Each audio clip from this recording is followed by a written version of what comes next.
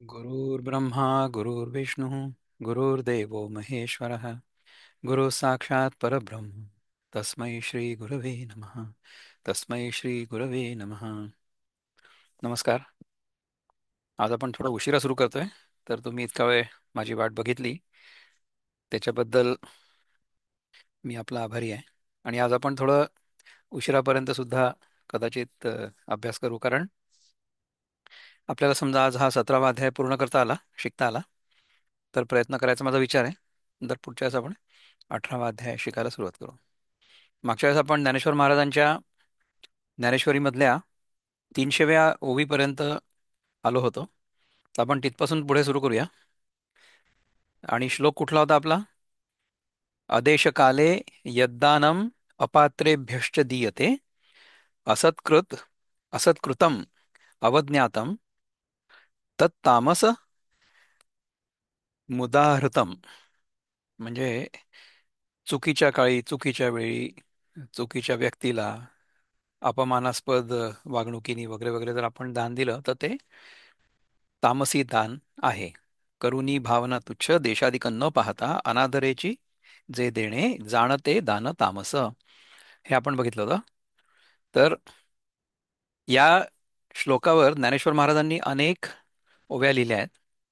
आपण 300व्या ओवीपर्यंत आलो होतो की एवं ऐसेनीचे देणे ते तामस दान मी म्हणे आणि घडे दैव गुणे आणि कही ऐक. अशा प्रकारे जे जे दान करतात ते तामस दान असं मी म्हणतो. आणि आणखीही दैववशात एखादा सुयोग घडून आला तर काय होईल पुढे?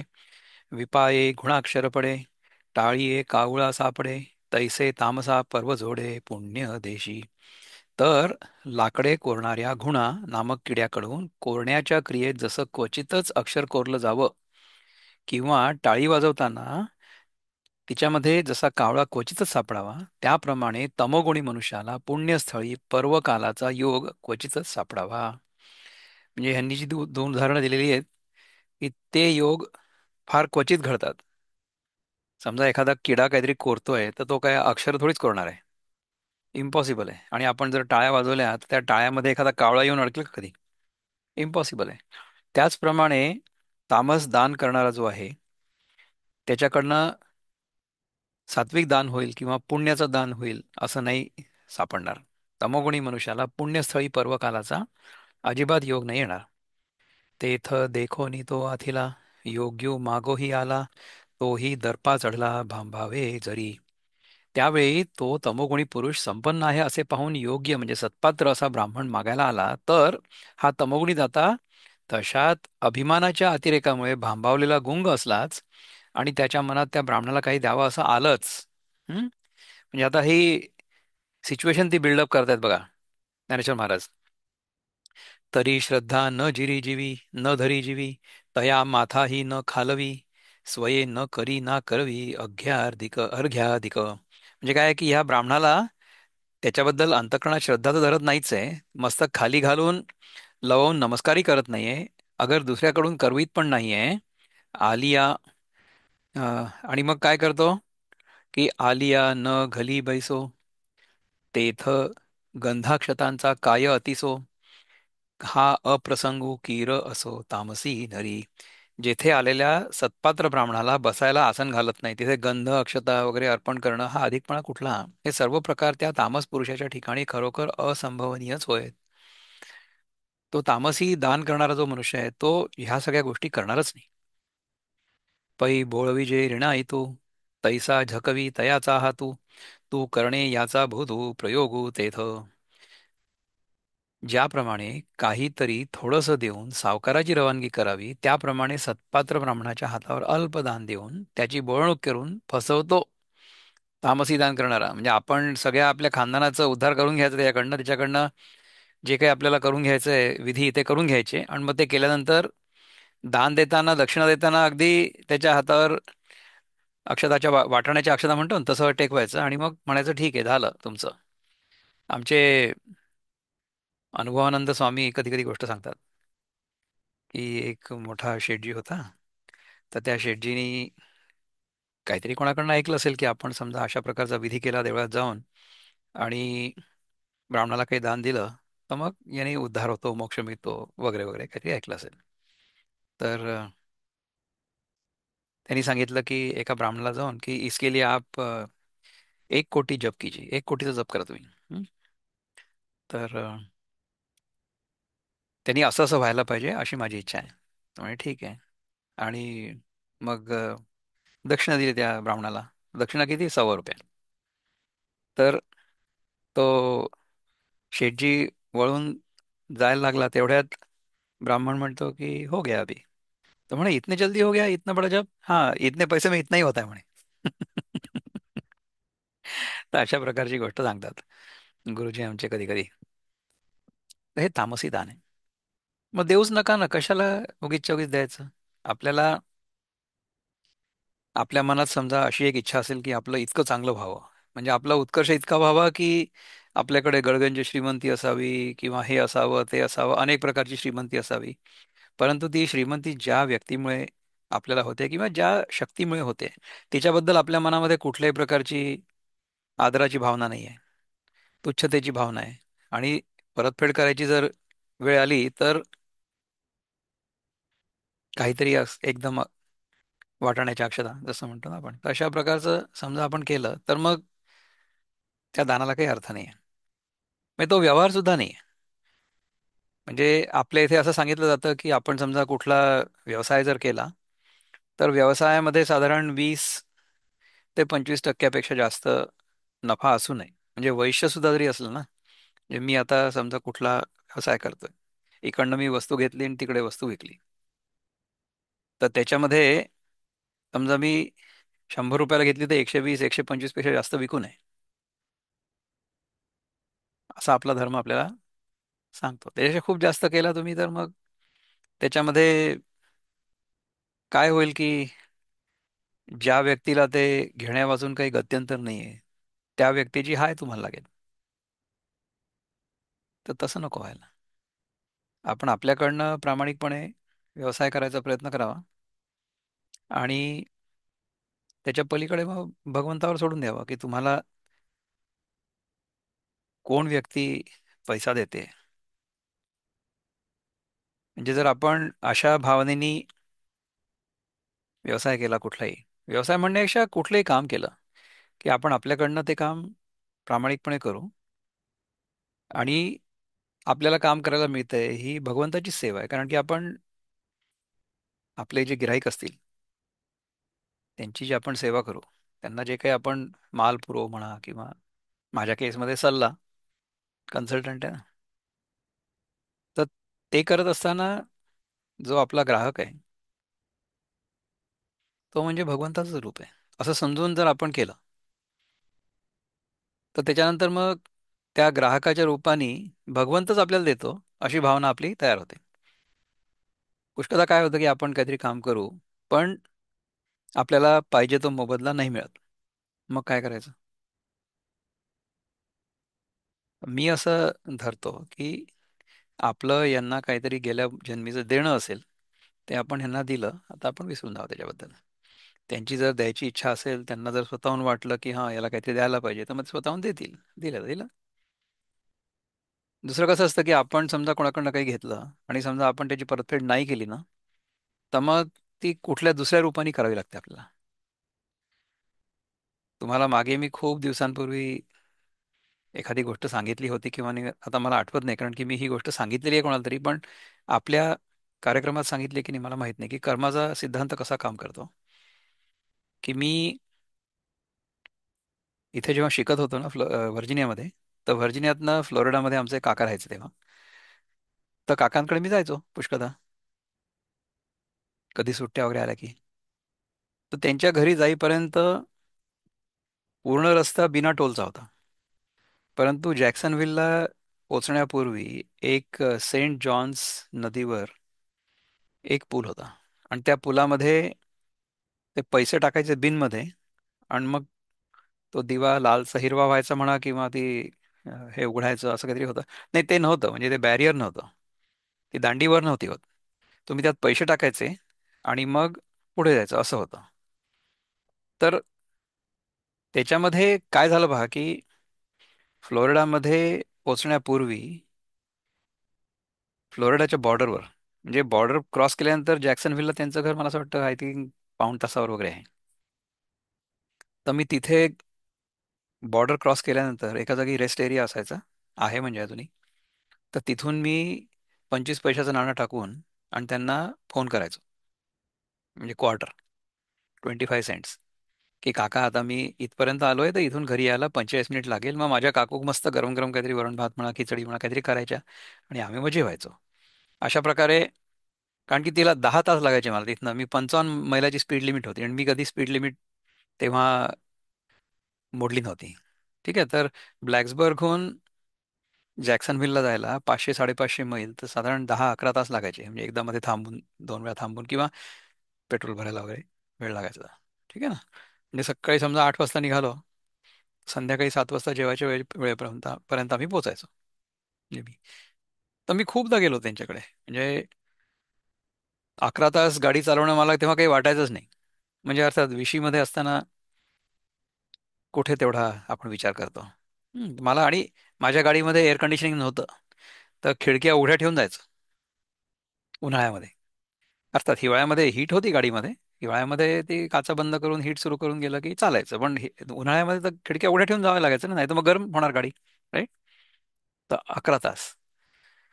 तर त्यांना तिथून मी एकदा फोन केला, 25 पैसे टाकून. म्हटलं काका असं असं आहे, मी येतोय. तर ते म्हणे ठीक आहे. नंतर बंद केला. मी बंद केला फोन ना, तर तिथनं माझे 25 पैसे तर पडलेच पडले, आणखीन 25 पैसे पण पडले. मला फायदा झाला 25 पैशाचा. नाही का. मला खूप आनंद झाला. मी ते पैसे खिशात ठेवले. हम्म. आणि मग तिथून मी गेलो सेंट जॉन नदीवर. तर त्या सेंट जॉन नदीवर टोल होता 10 पैसे, 10 सेंट्स, डाईम. तर मी एक 10 पैशाचं नाणं टाकलं. तर काही झालं नाही तिथे. लाईट होता मला असं वाटतं. काही झालं नाही तर म्हणजे, काही लाईट तो ब्लिंक करत होता. काहीच झालं नाही. Nothing happen. हिरवा लाईट काही आला नाही. मग म्हटलं ठीक आहे, पुन्हा एकदा टाकतो 10. तरी काही नाही झालं.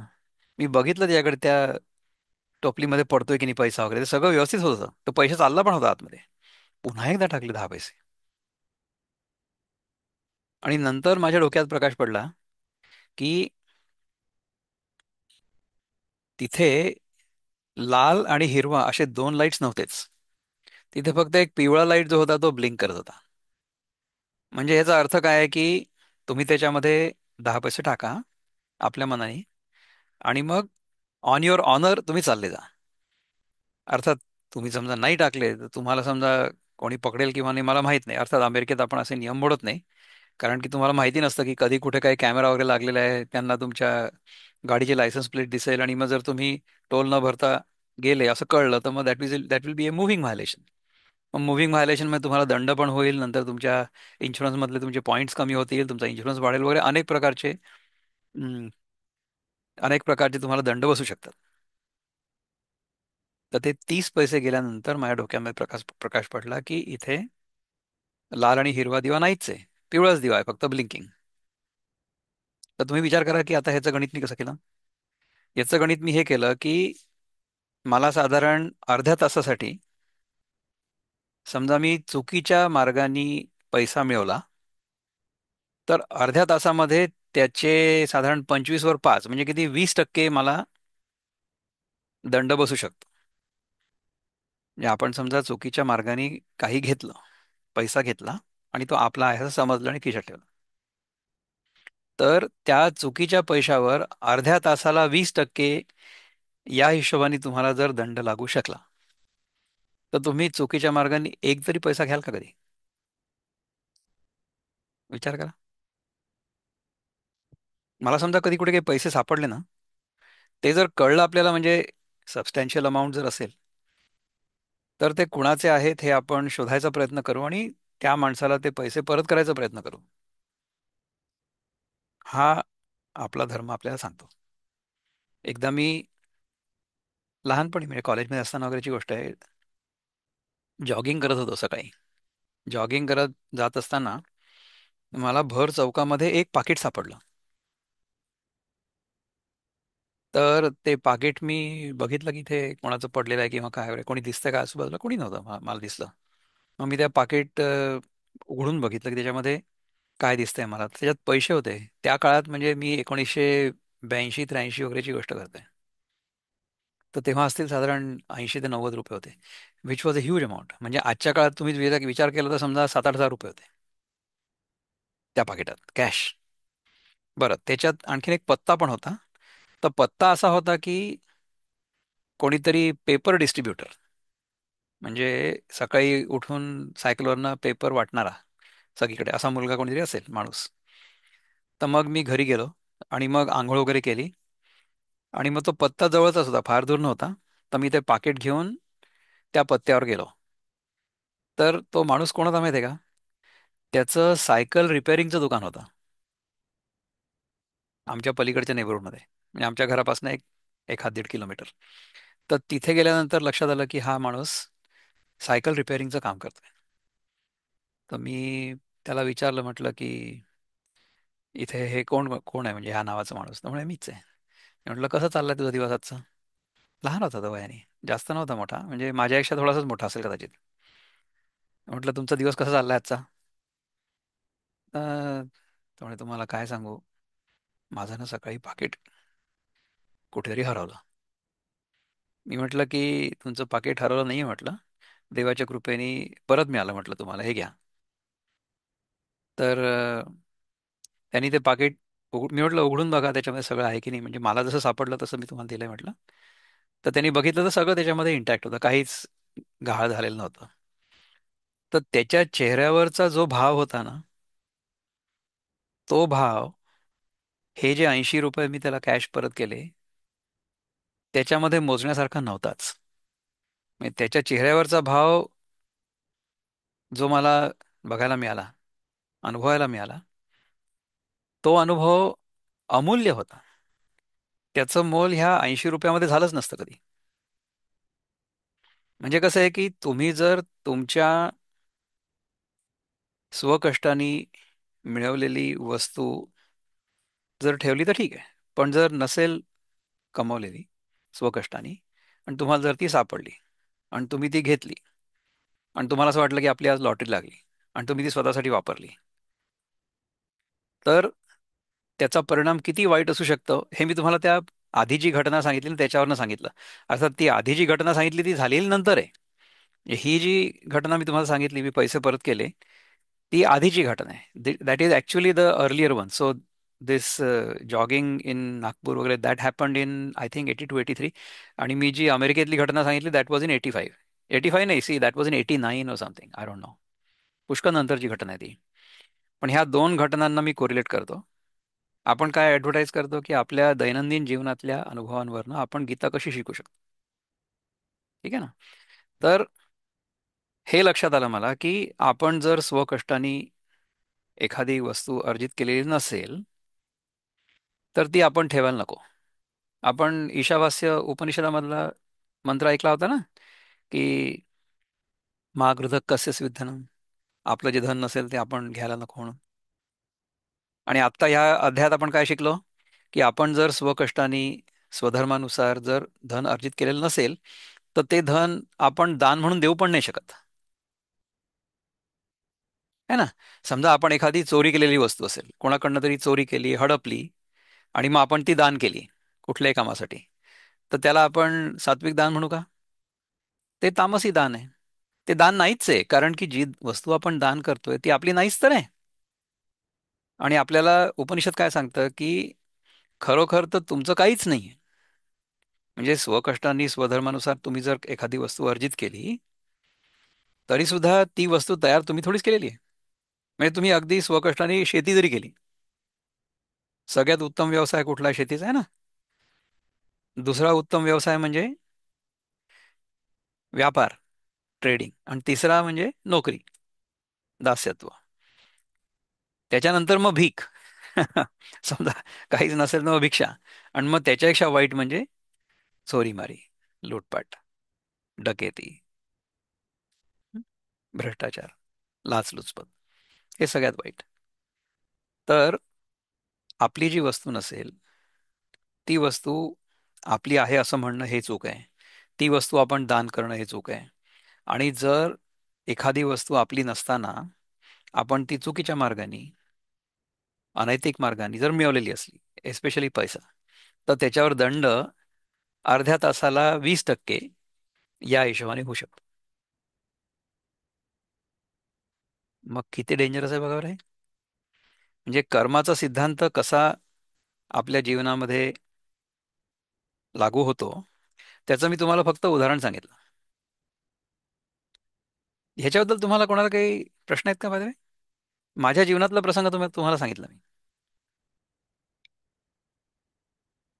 तर आपण जर एखादी चांगली गोष्ट केली, त्याच्यामध्ये आपला काही स्वार्थ नाही आहे. मला हे माहिती आहे की हे पैसे माझे नाही आहेत, आणि मला जर कळलं की हे पैसे कोणाचे आहेत, तर मी त्यांना जर ते परत केले तर त्यांना किती आनंद होईल. तर जसं मला होईल तसं त्यांनाही होईल ना. समजा माझे पैसे पडले कुठेतरी, आणि जर मला कोणी परत केले आणि त्यातनं काही गहाळ झालेलं नसलं, तर मला किती आनंद होईल, सांगा बरं तुम्ही. तर असा अनुभव मला 2 वेळा आलेला आहे. म्हणजे मला जे क्लिअरली आठवतं त्याच्यापैकी. एकदा काय झालं होतं की ह्या ब्लॅक्सबर्गमध्येच, जिथे मी शिकत होतो, म्हणजे हे काकांची गोष्ट तुम्हाला मी सांगितली, म्हणजे ते माझे 5 सेंट्स एक्स्ट्रा गेले अर्ध्या तासात वगैरे. त्याच्यानंतर माझे आईवडील मला भेटायला आले होते. 1989 मधली गोष्ट आहे ती. तर एक दिवस काय झालं की आम्हाला पूर्ण अमेरिकेची यात्रा करायला म्हणून निघायचं होतं. तर मी काय केलं की माझ्या बँकेत जेवढे पैसे माझ्याकडनं खर्च होतील ते पैसे माझ्या क्रेडिट कार्डच्या अकाउंटमध्ये टाकून दिले आधीच बँकेत. म्हटलं की मला क्रेडिट कार्ड वापरावं लागेल इतके दिवस, तर माझ्याजवळ तेवढे पैसे नाहीत, तर मी तुम्हाला तिथनं किंवा चेक पाठवीन, काय करीन वगैरे, तुम्हाला मी आत्ताच पैसे देऊन ठेवतो, म्हणजे मग मला तेवढे पैसे पुरतील. So I use my credit card like a debit card when I travelled all over the place. तर हे सगळं काम करायला मी, माझे आई आई आणि वडील दोघंही तिघही जण आम्ही बँकेत गेलो होतो. तर आमची बँक आमच्या घरापासून असेल एक हात किलोमीटर दूर असेल, तर एक 20-25 मिनिटात आम्ही पायी चालत गेलो तिकडे. तिथे हे सगळा कार्यक्रम केला आणि मग माझे आई वडील पायी पायी फिरत घरी आले आणि मी कॉलेजमध्ये गेलो, युनिव्हर्सिटी कॅम्पसवर. आणि मग मी साधारण 4-4:30ला आईला फोन केला, म्हटलं आता मी घरी येतो. तर आईनी मला सांगितलं म्हणे की माझी पर्स मला सापडत नाही. तर म्हटलं की तू सकाळी नेली होती का बँकेमध्ये? तर हो, नेली होती म्हणे. मग कुठे ठेवली होती? तर म्हणे की आपण जिथे बसलो तिकडे साईडला टेबलवर ठेवली होती, तिथे असेल म्हणे बहुतेक, तू पहा तुला जमलं तर. म्हटलं ठीक आहे, मी बघतो. मग मी बँकेत फोन केला. तर बँक अगदी बंद व्हायच्या बेतात होती. तर मॅनेजर होता, पण त्या मॅनेजरनी फोन उचलला. मग त्या मॅनेजरला मी म्हटलं की असं असं मी आहे, आणि आम्ही तिघजण सकाळी आलो होतो, माझे आईवडील पण होते, आणि त्यांची पर्स म्हटलं माझ्या आईची बहुतेक तिथे राहिलेली आहे. तर म्हणे की मी बघतो आणि तुम्हाला सांगतो. तर तुम्हाला विश्वास बसणार नाही की ती सकाळी 10 पासून ते संध्याकाळी 5 पर्यंत ती पर्स तिथेच होती, कोणी त्याला हात पण नव्हता लावला. म्हणजे आहे पर्स इथे, तुम्ही या इथे येऊन बघून आणि घेऊन जा. तर त्या पर्समध्ये आमच्या आईवडिलांचे पासपोर्ट्स, त्यांची परतीची तिकीटं, आणि त्यांची कॅश, त्यांनी जे काय आणले असतील, $200-300-400, आय डोंट नो किती होते त्याच्यामध्ये, कॅश होती ती. $200-300 कॅश तेव्हा तर खूप होती. 1989 मधली गोष्ट आहे, राईट. सगळंच्या सगळं तसंच्या तसं आम्हाला परत मिळालं.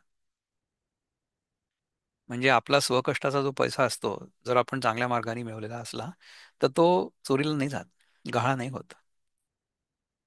दुसरं एकदा, म्हणजे अगदी रिसेंटली गेल्या 4-5 वर्षापूर्वीची गोष्ट आहे, की मी हॅरिसबर्गहून ट्रेननी फिलाडेल्फियाला आलो, आणि फिलाडेल्फियाला उतरलो. आता इथून मला जायचं एअरपोर्टवर फिलाडेल्फियाच्या, आणि ती गाडी कंटिन्यू होणार होती न्यूयॉर्ककडे जायला. तर मी जाऊन तिकीट वगैरे काढलं, आणि मग लक्षात आलं माझ्या खिशामध्ये फोनच नाही आहे. तर मी ॲमट्रॅकच्या कस्टमर सर्व्हिसमध्ये गेलो, त्यांना म्हटलं की असं असं आहे. मी म्हटलं या ट्रेनमध्ये मी या डब्यात बसलो होतो, तर आता काय करायचं. तर त्या बाईनी तिथनं त्या ट्रेनमधल्या त्या कंपार्टमेंटमधल्या टी टीला फोन केला, तिकीट चेकरला, की असं असं आहे, आणि असं असं. तर म्हणे की मला 2-3 फोन सापडलेत म्हणे.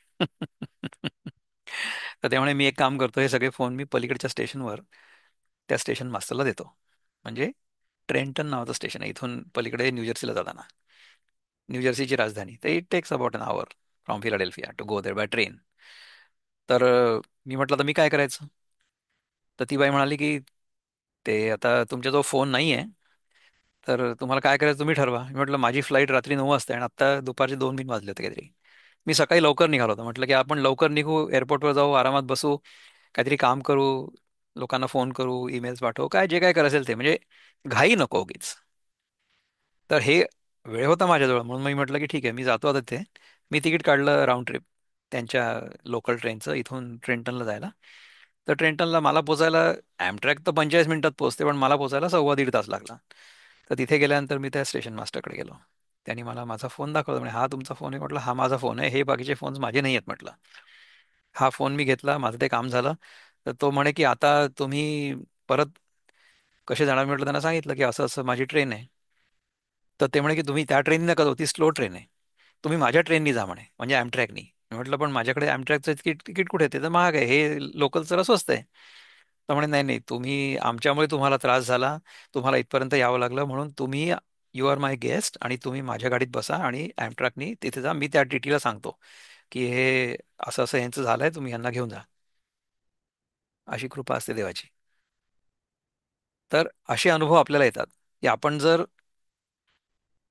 चुकीच्या मार्गाने पैसा कमवलेला नसला किंवा चुकीचे पैसे आपल्याला आलेले नसले, तर मग आपल्याकडनं सुद्धा आपला जो स्वकष्टाने मिळवलेला पैसा असतो तो असाच जात नाही. ठीक आहे ना.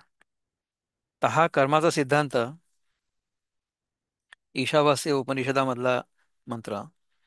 आत्ता आपण जे शिकलो ते सात्विक, राजसी, तामसी, दान, ह्या सगळ्या गोष्टींचा मेळ कसा बसू शकतो आपल्या स्वतःच्या अनुभवाच्या आधारावर आपल्या जीवनामध्ये, याची तुम्हाला मी माझ्या अनुभवावर बेतलेली अशी एक कहाणी सांगितली, कथा. याच्याबद्दल तुम्हाला काही प्रश्न असतील तर सांगा मला, किंवा चिंतन. मी हे सांगितलं होतं का याच्या आधी? मला आठवत नाही. पुष्कळ वर्षापूर्वी सांगितलं सांगितलं असेल तरी, म्हणजे कर्माचा सिद्धांत कसा काम करतो ते. तर एनी हाव, ज्ञानेश्वर महाराज काय म्हणतात बघूया. Let's see. आणि जया दे, जे दे किरीटी, तया ते उमाणी तयासाठी, मग कुबोले कालोटी अवहत नेचा. आणि अर्जुना, ज्याला जे देतो तेवढ्यावर त्याला मोजतो, म्हणजे एवढंच तुला देण्याची योग्यता आहे असं त्या दान घेणाऱ्याला म्हणतो. आणि नंतर वाईट शब्द बोलून अथवा अपमान करून त्याला लावून देतो, म्हणजे काय, त्याला घालवून देतो. ठीक आहे ना. बोळवण करतो त्याची. हे बहु असो यापरी, मोल वेचणे जे अवधारी, तया नाव चराचरी तामस दान. हे फार बोलणं राहू दे. ह्या प्रकाराने जे द्रव्य खर्च करणं त्याला चराचरात तामस दान असं म्हणतात.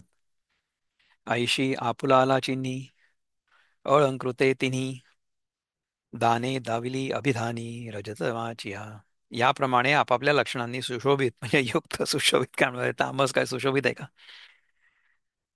अशी तिन्ही दाने तुला दाखवली, म्हणजे सांगितली. परंतु रजोगुणी आणि तमोगुणी दानाकडे ती टाळण्याकरता तू लक्ष दे. सत्वगुणी दान कर, पण रजोगुणी आणि तमोगुणी दान अजिबात करू नकोस. तेथ मी जाणत असे, विपाये तू गा ऐसे, कल्पिसील मानसे विचक्षणा. हे बुद्धिमान अर्जुना, मी हे जाणतोय की इथे तू कदाचित मनाने अशा तऱ्हेची कल्पना करशील की, कुठली कल्पना करशील? जे भवबंधमोचक, येकले कर्मसात्विक, तरी का वेखासी सदोख, ये र बोलावी. एकटे सात्विक कर्म संसार पाशापासून सोडवणारे आहे. सात्विक कर्म फक्त संसार पाशापासून तुम्हाला सोडवू शकतं. असं जर आहे तर संसार पाशापासून सोडवण्याच्या कामी विरुद्ध जे दोषयुक्त रजतम यांचं वर्णन कशाला करावं? त्याला प्रश्न तर आपल्यालाही पडतो ना, की तामस दान जे आहे त्याच्याबद्दल ज्ञानदेव महाराज इतकं जास्त का बरं सांगतात आपल्याला? परी नो संतिता व्योसी, भेटी नाही निधीसी, काधू न साहता जैसी वाती न लगे.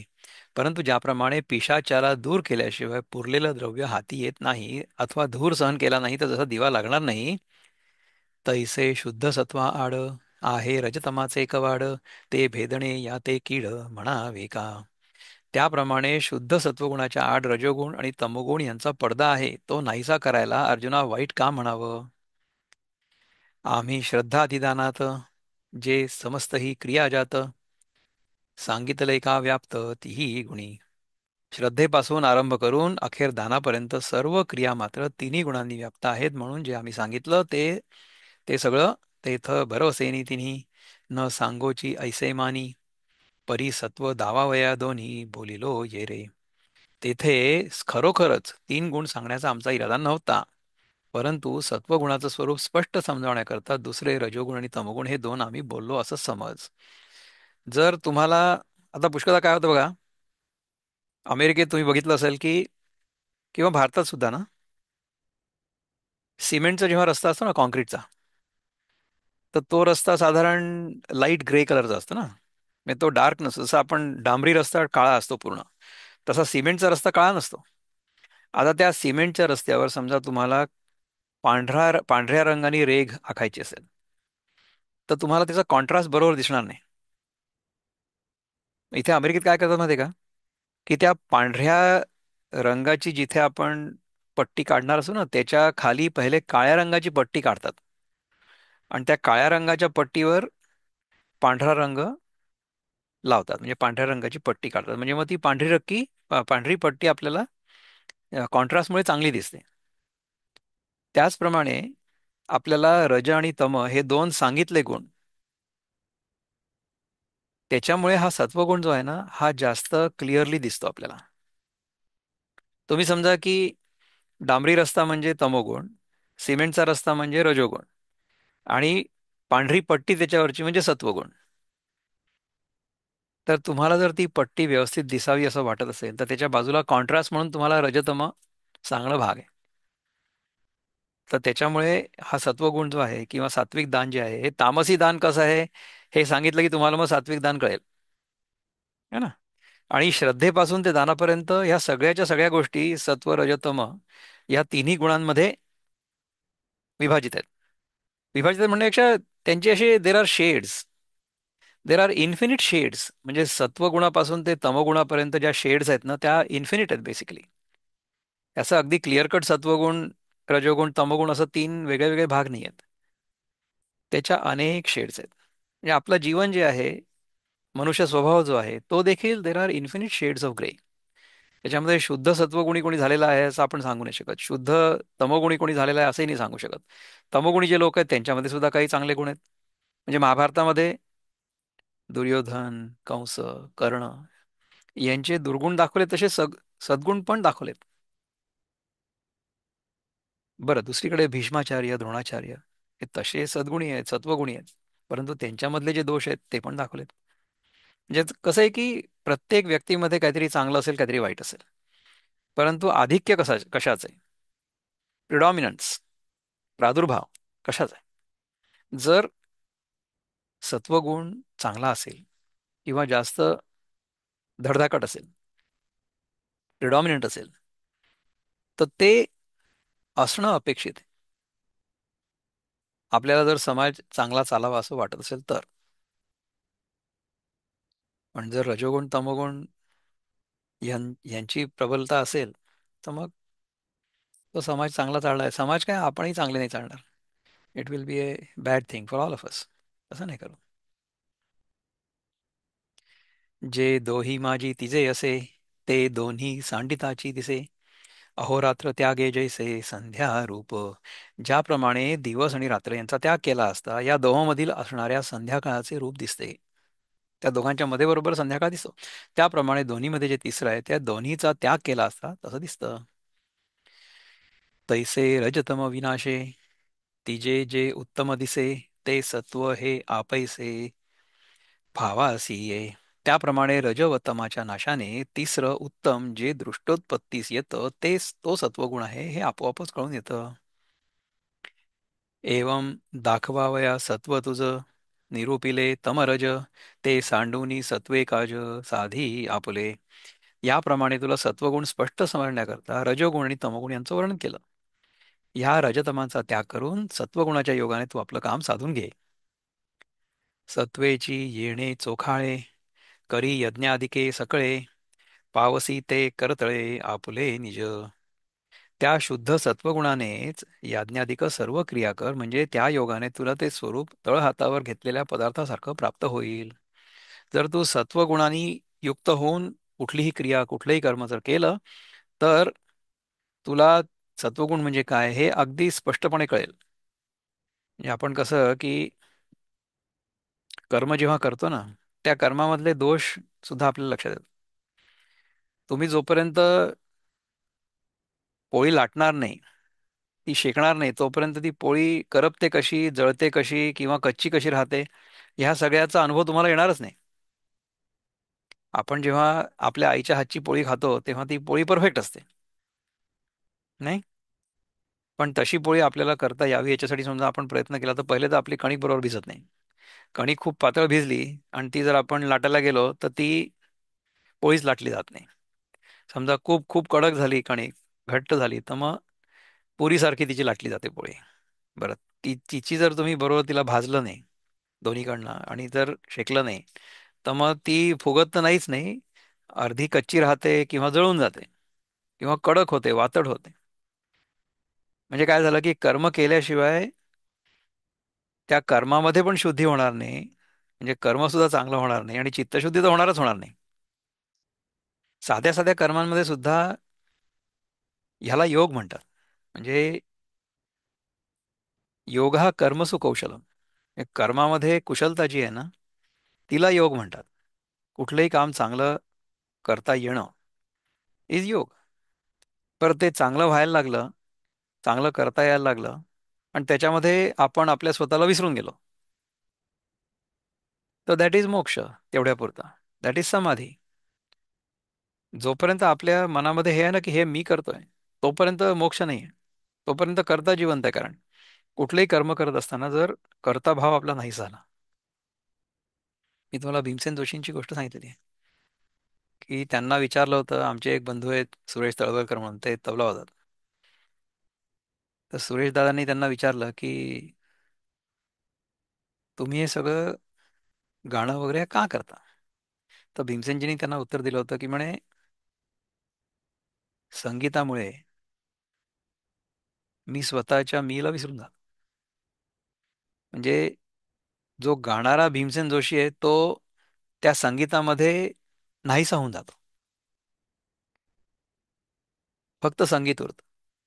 देर is no Bhimsen Joshi there at all. ह्याला संगीतामधली समाधी म्हणता येईल.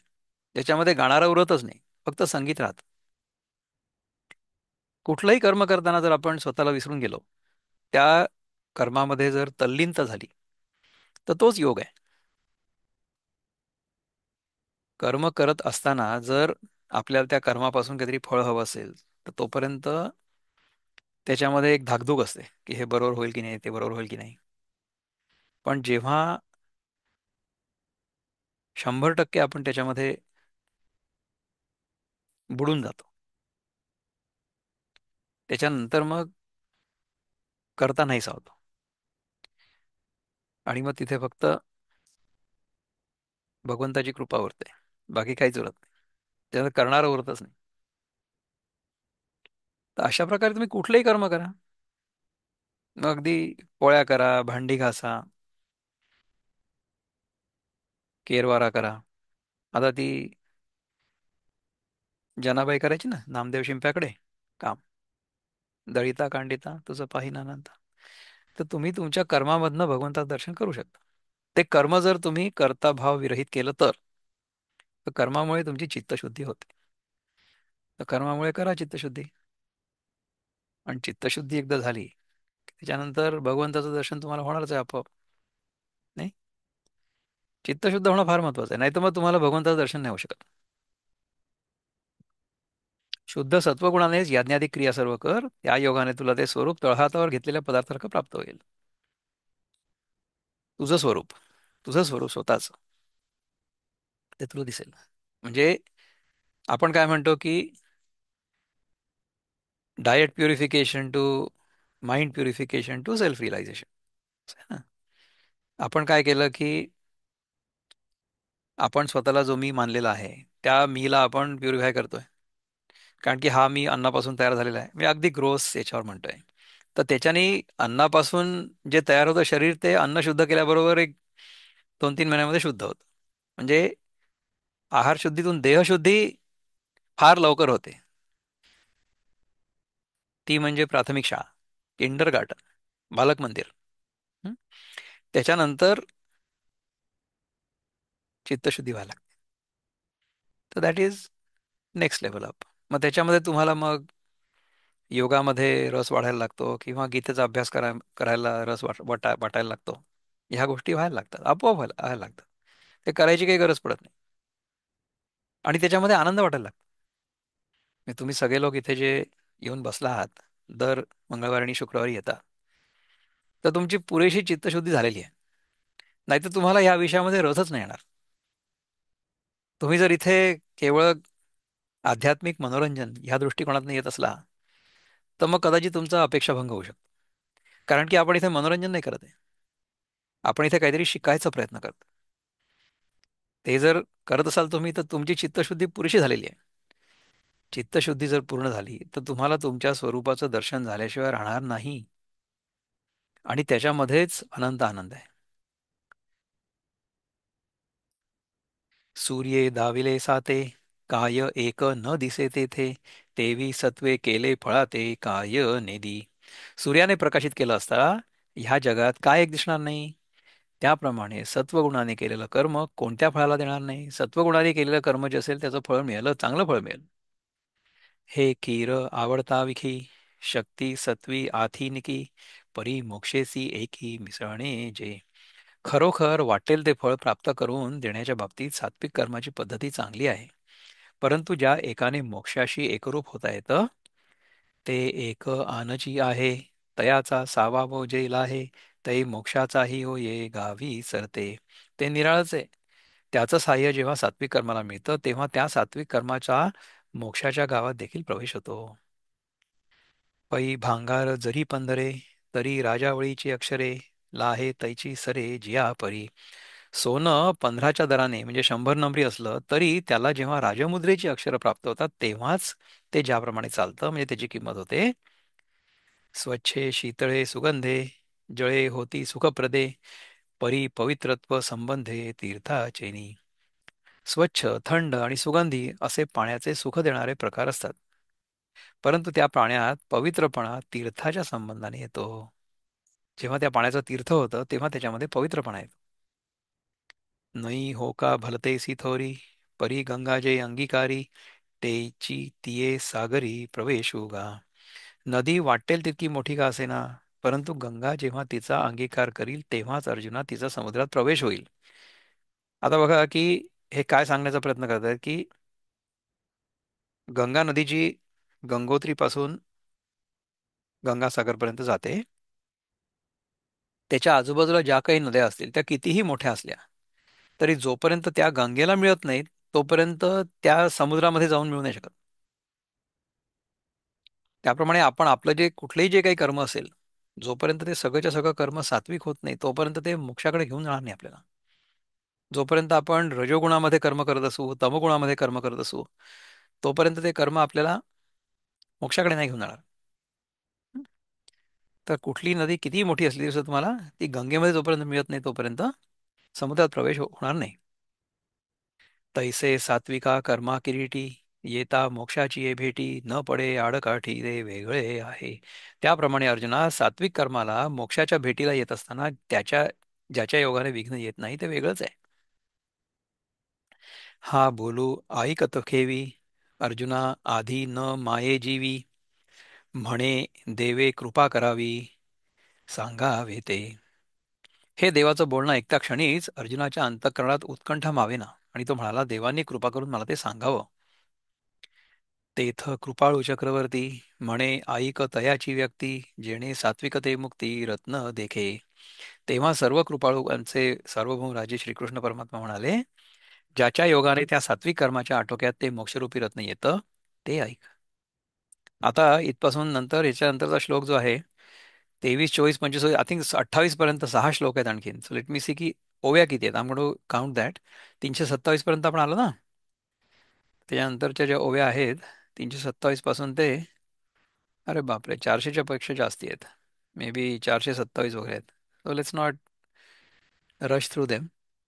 आपण आता फक्त तामस दान कसं असतं त्याच्याबद्दलच चिंतन केलं आणि तुम्हाला मी माझे काही अनुभव सांगितले की तामस दान, त्यानंतर कर्माचा सिद्धांत, किंवा आपण समजा चुकीच्या मार्गाने पैसा मिळवला किंवा आपल्याला तो मिळाला, तर त्याच्यासाठी आपल्याकडनं काय हिरावून घेतलं जाऊ शकतं. किंवा आपण समजा काही सात्विक कर्म केलं किंवा आपला नसलेला पैसा जर आपण कोणाला परत केला, तर त्याच्यामुळे आपल्याला काय अनुभव येऊ शकतो वगैरे, हे सगळं आपण आज चिंतन केलं. याच्याबद्दल तुम्हाला काही प्रश्न असतील तर तुम्ही मला सांगा अवश्य.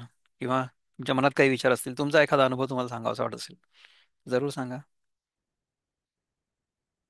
आहे का काही? नाही तर मग आपण पुढच्या वेळेस भेटू पुन्हा. पुढच्या वेळेस पुढचा हा ओम तत्सदिती म्हणजे काय आहे? ओम म्हणजे काय?